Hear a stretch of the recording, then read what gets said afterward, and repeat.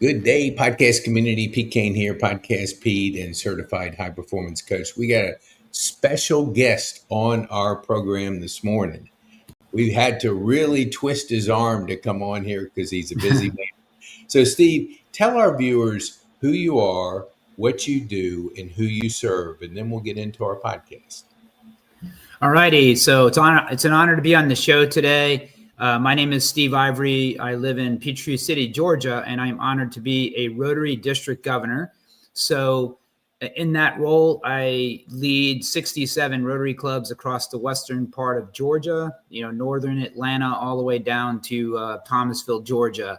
And it's a kind of role where you got to be fully into the job. You have to go around and visit all the clubs and inspire and motivate them and see what they're doing. The Rotary does so much great in the community, and it's an honor to go out into 67 Rotary clubs and visit them and see all the great they're doing in the community.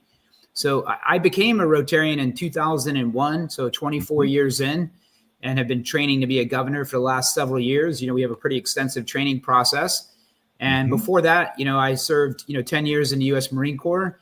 I was a Gulf War veteran, and I spent, 28 years in corporate America doing engineering and quality and continual improvement type of work all over the world and factories all over the world in electronics manufacturing.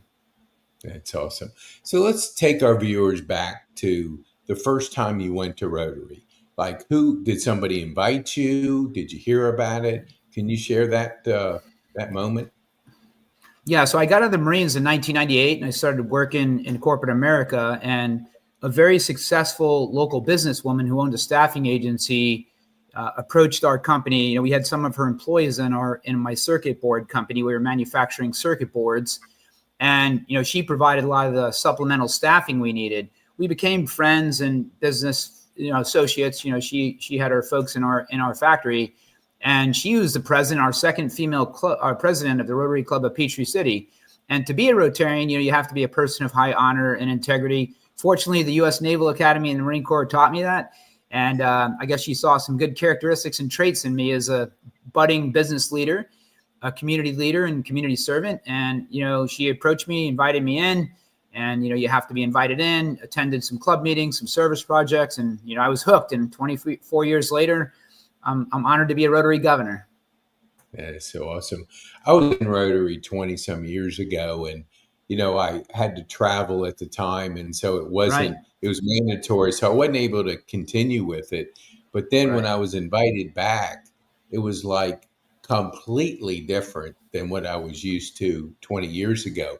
How have you seen the kind of the evolution of Rotary? Sure. So our viewers that may have heard about it 20 years ago can get a better idea of Rotary today.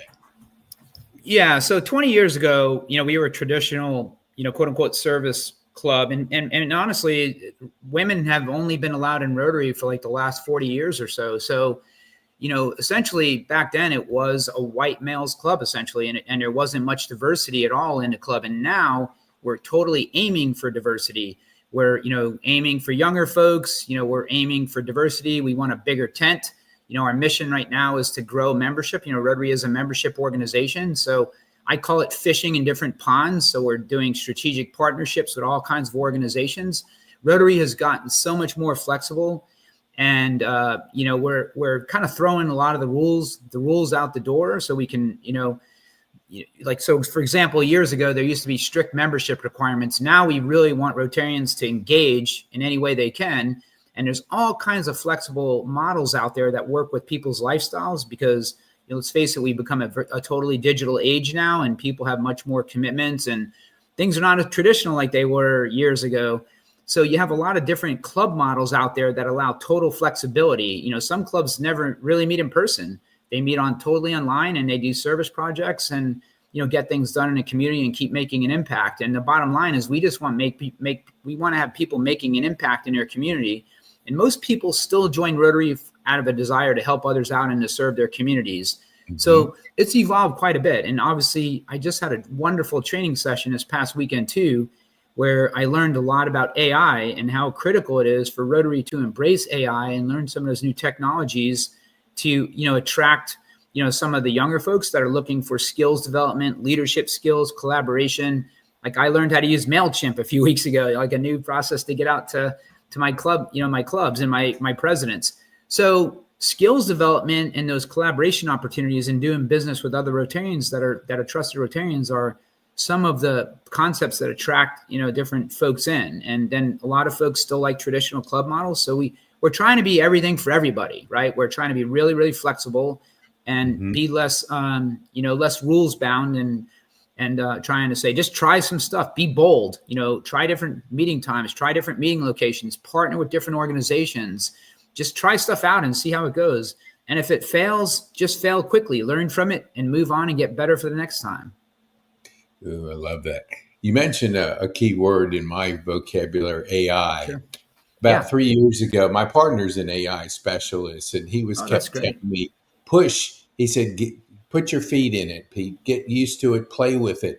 And I said, no, I'm too busy. I'm doing podcasting. I love it. Right. And then I put a course together about 3 years. And I grew up dyslexic and ADD, so writing was never my thing. But it spatted out the most amazing framework in like 15 seconds. And it would have taken me months to do what it put down. Now, I prompted, well, how do you see AI in your role? Like you've just been training. What you walk away from that training? What do you hope to kind of implement, use? How can our viewers understand how you're using it? Yeah. So for me, being a Rotary governor, we obviously have, our role is to motivate and inspire. So the easiest thing for me to do is I visit several clubs every single week. Every single club wants to get in photos and have, great action photos and things like that. So, you can use like a Chat GPT, and obviously there's several platforms out there that'll work, but I'm just favoring Chat GPT right now to basically put a bunch of images or short videos into Chat GPT, describe some of the basic things that happened at the meeting, what were some of the areas of focus during the meeting, and it will instantly post, Instagram, Facebook, whatever platform you're using. A lot of clubs now are increasingly using LinkedIn, right, to seek out business leaders. So for me, like one of the easiest things to do, and I have a public image chair who's teaching me more and more every day, is to use it to make really good, compelling posts that are storytelling posts. Rotary storytelling is absolutely critical, and I stress it at every single meeting I go to, because that's the way we get the word out about how we're doing such great things in the world, right? We're doing projects all over the world and in our local communities, and AI is a tool that makes that really easy. It allows you to save so much time as a governor. I often drive down the road, driving safely by talking to my Bluetooth, and have it drawing things up as I'm driving, through my headset. And then, of course, I send it to my public image team to edit it, make sure it looks clean and stuff like that. And then there's also, I send out constant communications to club leaders and area governors. So they're leaders who have several clubs to manage. And it's important to constantly keep them and the membership at large engaged and informed. So the Chat GPTs or the AIs are great mechanisms to essentially talk into your phone, have it put some thoughts together, things like that. I'm getting fortunately, I'm going to be able to speak in Evanston, Illinois. I'm getting an honor for being a large donor called Arch Clump Society in a couple of weeks. And I used AI to get my presentation ready under 300 words. And, when you take a career of 24 years and try to sum it down to a sharp, crisp, compelling storytelling type story in front of, Rotary leaders from all over the world and trustees, I want it to be as sharp as possible. So I did the prompt 7, 8, 9 times, and I think I have a really good presentation now. I also delivered a Rotary moment, which is kind of like my story, at the Rotary Zone Summit here in front of 500 people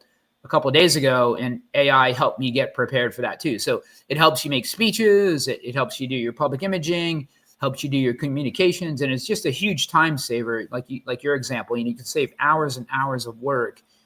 It can analyze photos. It suggests photos you can use. It basically, it's really has no limits. So the more creative you are and the better your prompts are, the better the tool can be for you. And I just honestly signed up for the extra features that you can get in Chat GPT, so I can use it increasingly now. So, Ooh, I love that. That was kind of like a mini master course on how to use AI, because I call people every afternoon and I'll ask them, how are you using, not everyone, but how are you Right, using right, it in your business?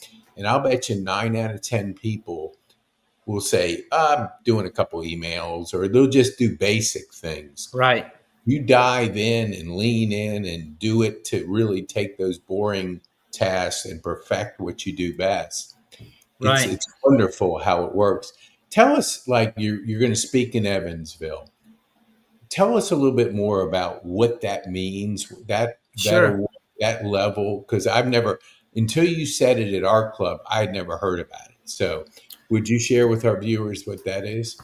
Yeah, sure. So one of the ways Rotary makes such a huge impact in the world is, we seek out donations from our club members, right, and other sources of income as well. But once you're a devoted Rotarian, you generally want to give. We give to the Polio Plus Fund, which is our main mission in Rotary to eradicate polio, and we're so close to getting there. And we also encourage our members to give to the annual fund. So we basically, give money to the annual fund, and then they send it back to us after a couple of years to allow our clubs to do grants. And essentially, when you get to a certain donor level, there's a lot of recognition. The basic level is essentially the Paul Harris Fellow, which means you've given $1,000. And then we have, different donor levels all the way up to past $1 million, right? So, we recognize something called major donors, which is a $10,000 level. And then there's levels, usually going up in increments of $25,000 thereafter. So I analyze my finances. I've been a true diehard Rotarian for a long time now, and I really wanted to make a major, major contribution to Rotary. So Mhm. my wife and I got together with our financial planners and an estate attorney and all that kind of stuff, and analyzed all that kind of thing.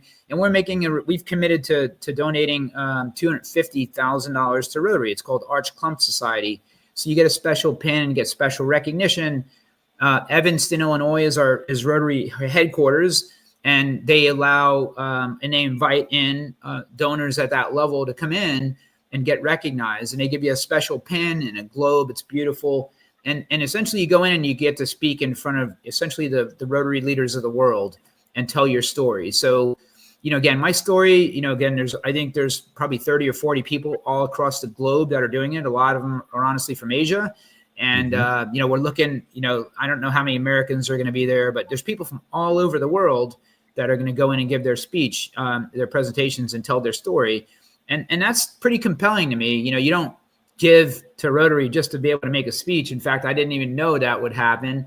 I gave because I wanted to do the best I can in the world with my resources. And the Rotary Foundation is one of the best foundations in the world, as rated by Charity Navigator, because it's mostly run by nonprofits. And there's just a huge amount of those dollars goes directly to, literacy, or protecting the environment, or world peace, or, providing clean water, and providing, startup money for people to start businesses. These are all peacekeeping initiatives, eradicating disease. We do so much good in the world, and our dollars go there, and you can see an impact of your dollars. So that's why my wife and I decided to do that and make such a large contribution.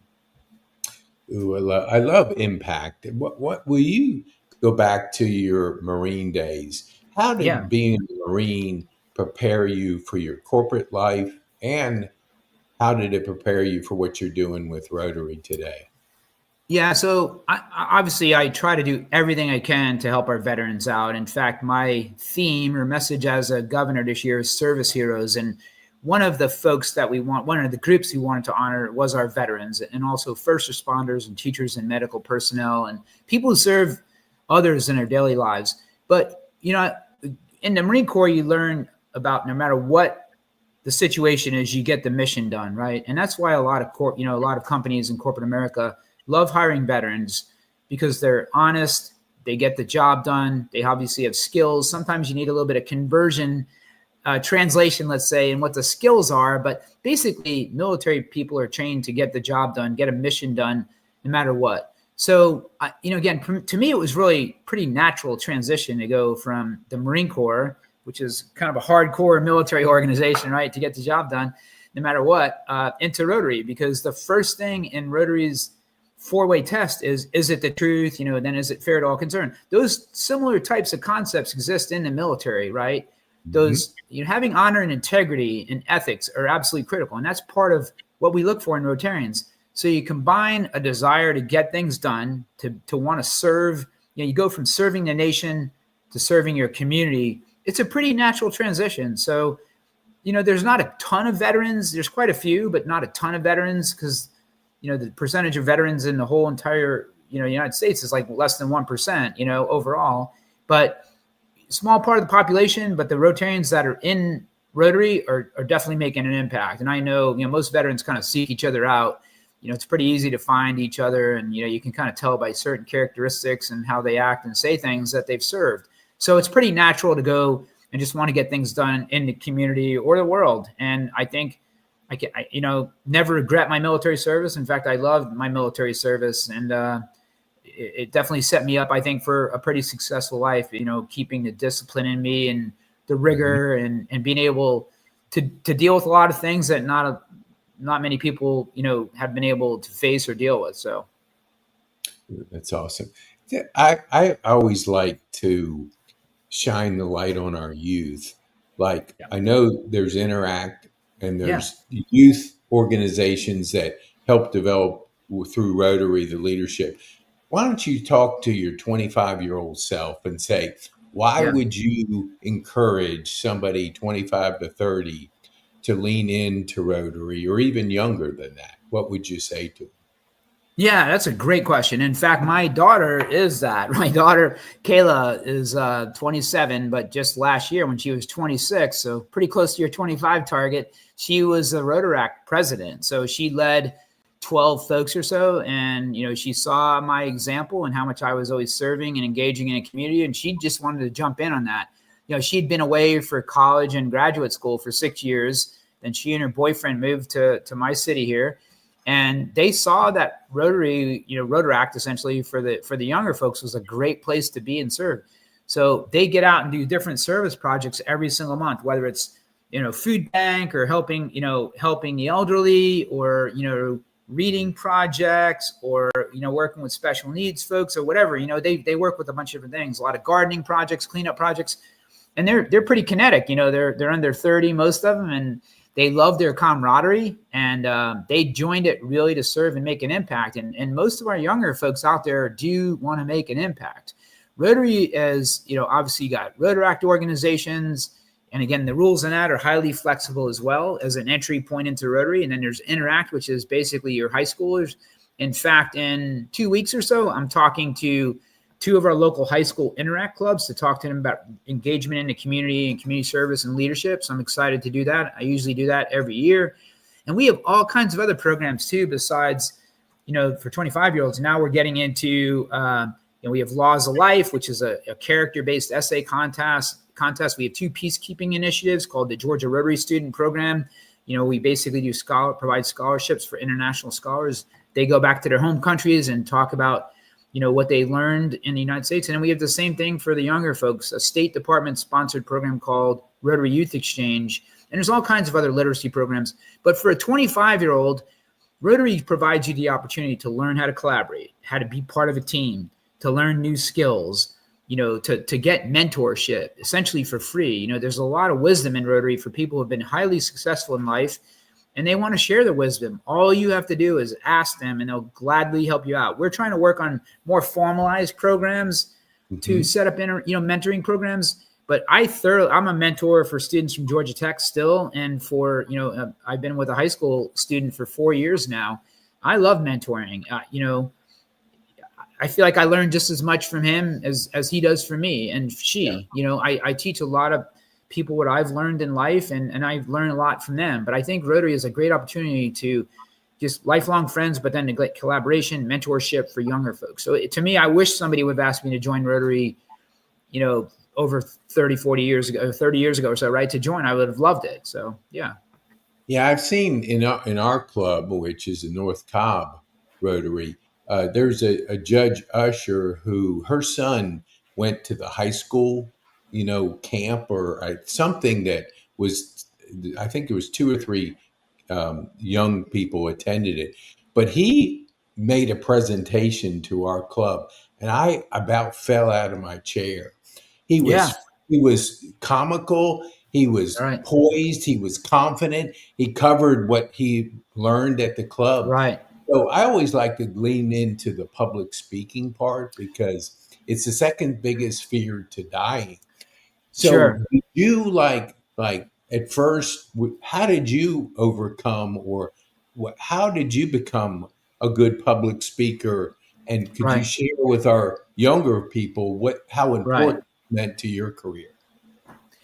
Yeah. So any skill has to be practiced, right? And again, I speak in front of large crowds several times a week now, right? It's just part of my job. But I Hmm. think I was pretty well trained from initial. You get into high school, you have to do a couple of speeches on things you've done, right? But most people are pretty nervous in those environments, especially when you're 16, 17 years old and you're just learning your way. Those are the ones I remember with butterflies, right? And then I became a Marine Corps officer, had to present at the Naval Academy, lots of presentations in front of my Marines, throughout the years. And then, you have to learn how to present in corporate America. At least I did. And it's a different style of presenting. We used to do things in rooms, and then we got into Zooms and learning how to steer with PowerPoints properly and things like that. But in Rotary, I've been in for 24 years.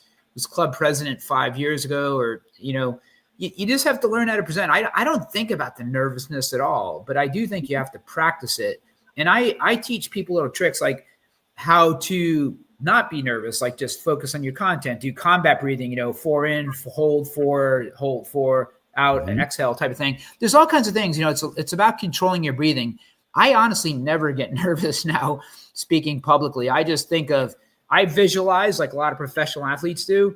They put Hmm. themselves into the situation. I say, I'm going to go out there and I know my first line really, really well. And I just go out there. And and again, I don't get nervous, but I feel like for what I recommend, most people who are really nervous about public speaking is they just look in people's eyes and they lock up. I do so much better when I can walk around the room, when I can interact with them, when I can see their smiles or their frowns and adjust my presentation. What I've discovered as I'm becoming more and more, doing a lot more public image stuff, is speaking into a camera, with no facial expressions is harder to me, honestly, than talking to a person where I can read their expressions and react naturally. So I've gotten a lot of training on that, and I've gotten better now. And in fact, I have a bright light shining in my face right now, right? One of the things my team taught me. But you've got to learn how to do that to just get over those butterflies. And again, it is a pretty common fear, but I think it's really important just to practice. You can practice talking, like I said before, into your iPhone with a stand, and have somebody critique you who has public speaking skills, or you can try. Well, I was taught this a long time ago. When you're getting ready to interview, most people are nervous in that environment as well. Try talking to yourself in front of a mirror. Like look at yourself in the mirror and see what you look like. Your facial expressions. Do you look natural? Do you look nervous? Are you fidgeting? Are you twirling your hair? Or, biting your lip, whatever. You've got to learn those little things and learn how to relax through them. And then obviously when people get nervous, everybody has them, right?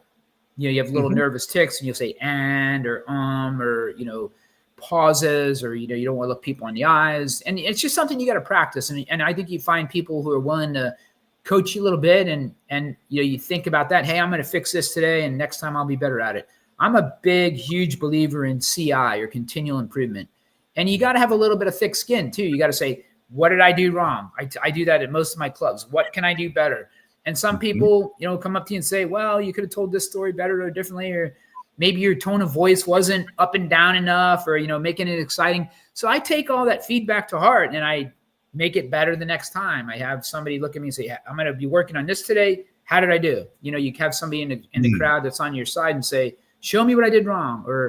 And that's why you get better at it. And then after a while, it doesn't matter if you're talking to one person or you're talking to 1,000, it's all the same. And that's fortunately where I'm at in my career now. I have no fear essentially of talking in front of large groups, because I've just become really natural at it, and it can't, lots and lots of practice. Yeah, reps do make a difference. It What would does. you say? Like, I can just tell, just my gut feeling is your energy level is pretty high most of the time. So, Right. talk us through your morning routine. How do you prepare for a day? Well, I think a lot of folks in your audience are going to probably empathize with this. I love coffee. I have a couple of cups every morning. My Yeti is always right near me. My Yeti is always nearby, but I try to have 2 to 3 cups every morning. But one of the key things for me is drinking a lot of water. I'm not the best sleeper in the world, but I do get 6 or 7 hours. I've discovered throughout the years that my body just doesn't need a ton of sleep. I can get by. I travel to Asia quite a bit. I sometimes can go 2 or 3 days without sleeping and not be a zombie. So I do have a naturally high energy level, but I do keep myself in pretty good physical shape. The discipline I learned in the Marine Corps, being an athlete when I was a teenager, has definitely stayed with me. I do try to eat very healthy foods. I drink a ton of water. I walk my dog, get plenty of fresh air, get enough sunlight. Obviously I watch my skin, make sure I'm not getting too much sun, but I do like working out every day. And I feel like working out every day gives me a pretty high energy level. I'm 60 now, right? And I think that, generally most folks say that I keep myself in pretty good shape, and I do work at it every day, but I have a very healthy lifestyle, never smoked or anything like that. And I think it's important to keep yourself physically fit. You can always do little things every day, like walk. When you park to go to the grocery store, don't park nearby. Park 50 spaces away. Get a little walking in. If you go to a hotel, if you're on the third floor, don't use the elevator. Things like that are just natural, built-in little tips to keep yourself healthy and moving. And I think that's important, to be continually moving. Obviously, I got the iWatch on. The iWatch enables me to make sure I get in at least 10,000 steps a day, which is generally recommended for overall health. But the water, get good sleep, and exercising, getting fresh air, I think they're always important. And then whenever I meet people, I really, really, truly, I read a book called How to Win Friends and Influence People, the most compelling book I've ever read in my life. And I always really, really listen very carefully to what people say. And that enables me to stay interested in people and focus on them and talk in their interests. And generally that kind of keeps you energetic and engaged whenever you're talking to people or audiences for that matter. When you spoke at our club, I look at those little tiny things just because I geek out on them. Right. In your presentation, you were very good about drawing people's names and into your presentation. Right. Is that something you do intentionally? And when did you learn something like that? Yeah, it came from How to Win Friends and Influence People. So I'm the kind of person that when I go to a Chick-fil-A, I read the person's name badge and say, "Thank you, Cheryl, for my meal today." I just do it naturally. And I was trained when I was in sales after getting in the Marines to always focus on people's names and their interests. The Dale Carnegie book I read before I went into corporate America just reinforced that. And I've read it, I think, 3 times, right? Because it's such a good book. And it tells you to always focus on other people's needs, pretty natural for a Rotarian. Always talk in their names, give people compliments. And when I speak publicly, I do it naturally, but I do make sure I reach out into the audience as much as I can. For me, visiting a Rotary Club, before I go to visit every Rotary Club, I look at the club roster. I try to lock in some names in my head. I see what the club's doing on their social media. I read through their reports. I put a slide together for their club. I put names on who I could recognize, things like that. To me, people like recognition. They like hearing their name. They like to be called out. And I think it's important. Most people, not everybody, likes to be recognized. Some people like recognition in different ways.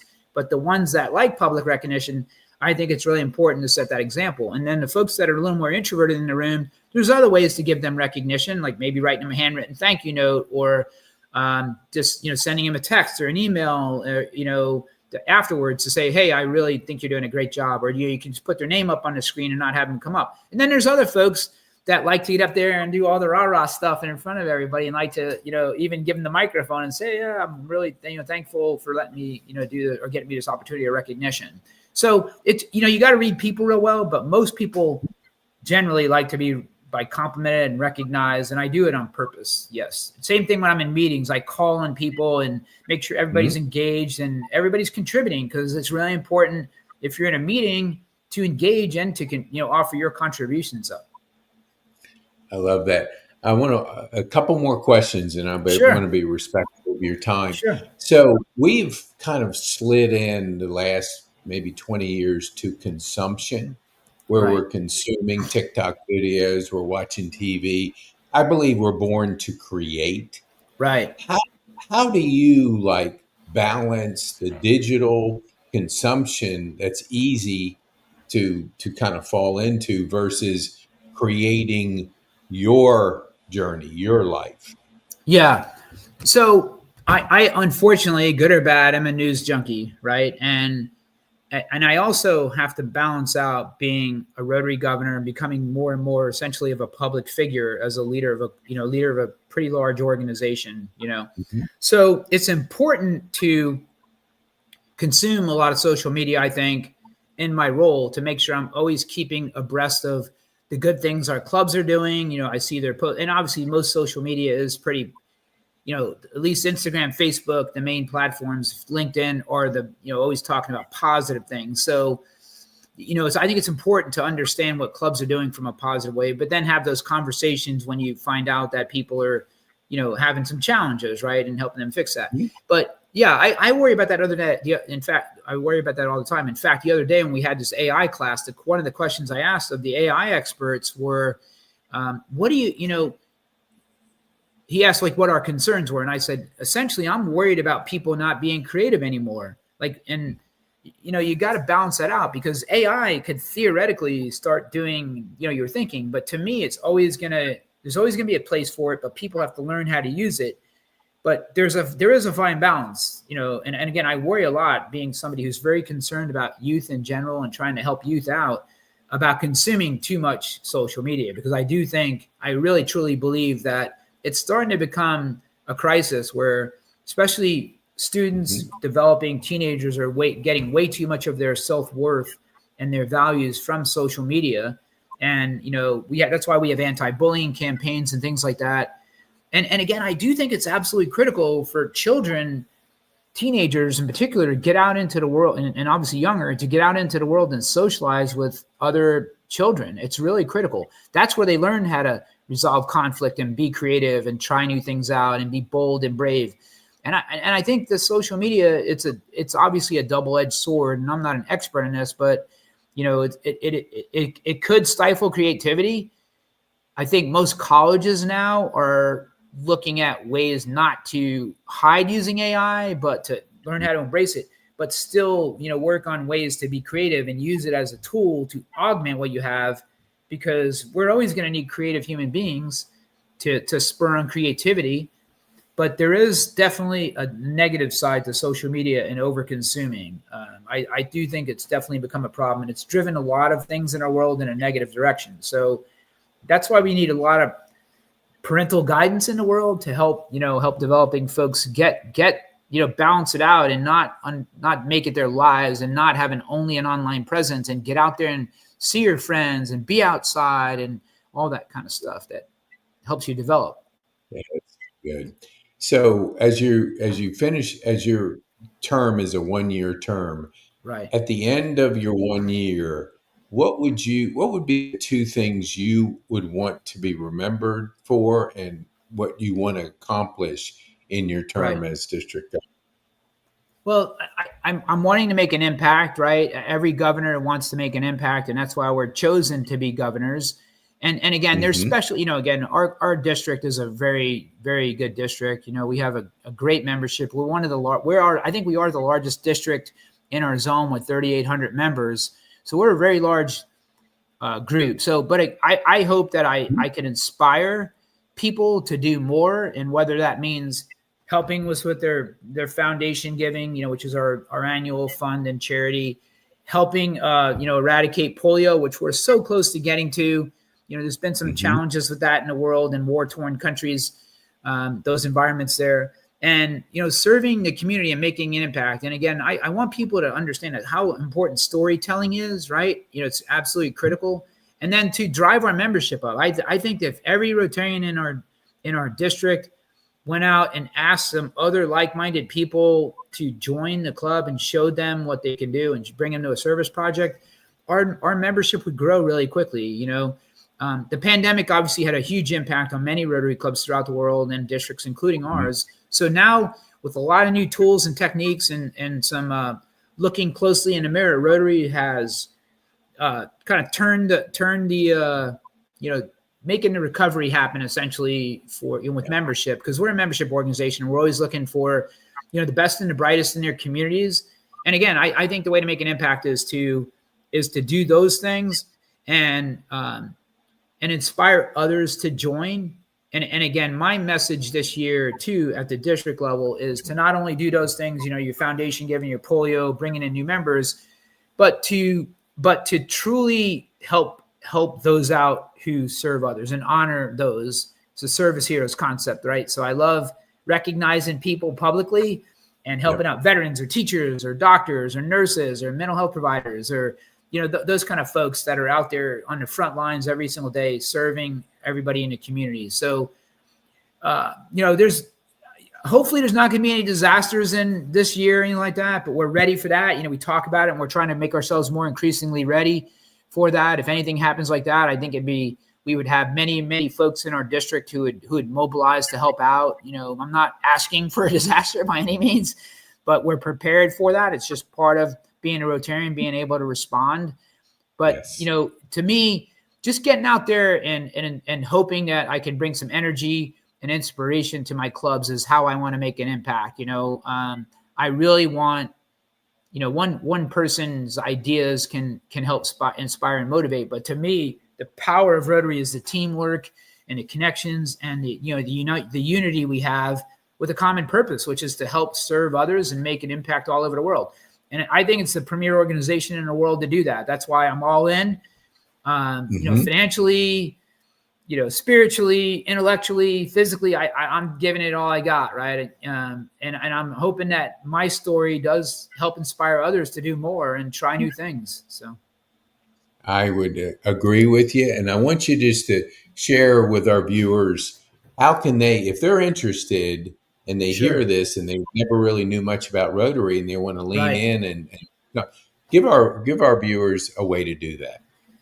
Yeah. So our district is Rotary6900.org. So that would generally be for people in the western part of Georgia, right? So, again, our website will give you a lot of the basic information there, how to get to our clubs. And again, once you're interested and you see what you're interested in, you can apply on Rotary.org. That'll Rotary.org or Rotary6900.org will allow you to get to Rotary. And then we do have a special guy in our district who's a former Rotary International professional, meaning like he worked for Rotary International for several years, Audley Knight, who is our membership chair, and his email there is listed in the chat. And you can email him and he will talk to you or have one of the team members talk to you and kind of find out what your needs and interests are. And then in some parts of our district, some of the clubs are pretty close together, and understanding the culture of the club and the membership is what Audley and his team would do. In other words, direct you to the right clubs, and they would hopefully get you to a service project and or a club meeting or a Discover Rotary meeting or a Rotary information meeting. That's where we tell about the Rotary mission and story. And that's probably the best way to get out there, is to get those contacts down, and or Audley could get you in contact with some people in that specific club that's close to your house or your work, whatever you prefer, and make those introductions so you could get involved and help us out. And again, we're looking for anybody out there, business leader, community leader, high ethics and standards, that's willing to make an impact and serve their community. That's who we look for. We just want to make a difference in the world. That's beautiful. Well said. And I want to just, right before we finish, I want to ask you one more question. And I want to reach out because I'm trying to find it on my screen here. So I think I can. Let me see. Well, I can't do it. I have it up there. But if people go to PeteKane.me and they want to share their Rotary story with our community, because I think I agree with you 100%. Stories matter, and people remember stories, and to tell the Rotary story. Because what I found in our club, this was about a year ago, I would ask somebody to be on my Rotary. They don't want the light to shine on them. They're constantly doing, and that's common. But if you shine out your story, people will shine in and attracted to your story. So just go there and you can You can sign up, and we'd love to share your Rotary story with the community that you're in. All right. So, Steve, what would you say, like, the one thing you would want our viewers to take home from our time on this podcast as we wind down? So I would say that I joined this organization called Rotary 24 years ago, and it has developed into literally my family. Like, I have friends all over the world, almost every country you can think of, I know from Rotary now. So once you join Rotary and you start going to meetings and learning and connecting and engaging, and you get so much more out of this organization, it is really true, from doing more. The more you do, the more you're going to connect with people, the more you're going to be invited to more things, the more engaged you will become. It kind of becomes a cycle, a self-perpetuating cycle where you get more and more. It's really one of those things where you put some in and you get so much more out, like 10x. It Mm-hmm. teaches you so many different things in life. It enables you to make friends forever. And I've become so close with my Rotary family. I can't imagine doing life without it now, right? Again, it fills you up. It fills your cup, a lot of people say.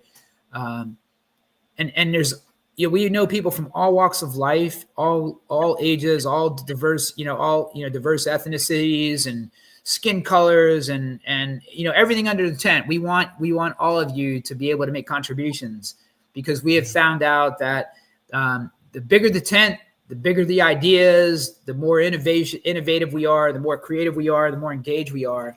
So, yeah, we would love to talk to any of you out there that are interested in joining an organization. It honestly only takes, you can make it whatever you want, a couple hours a month. I do it a lot more than that, but I'm in a special role. But for a couple hours a month, it'll change your life, and you can really make a difference in the world. And we call it making an impact and doing service above self. That's what we do. And I'm hoping that me talking on the show is quite an honor to be here with Pete today. And maybe my story will help you get interested in Rotary, and we're willing to talk to you. Awesome. Well, Steve, I want to thank you so much. We usually leave our podcast by saying, be bold, make an impact, and have fun. So I definitely had fun with you today, Steve. I appreciate you sharing a little bit of your story with our community. And thank you so much for taking the time to do that. I love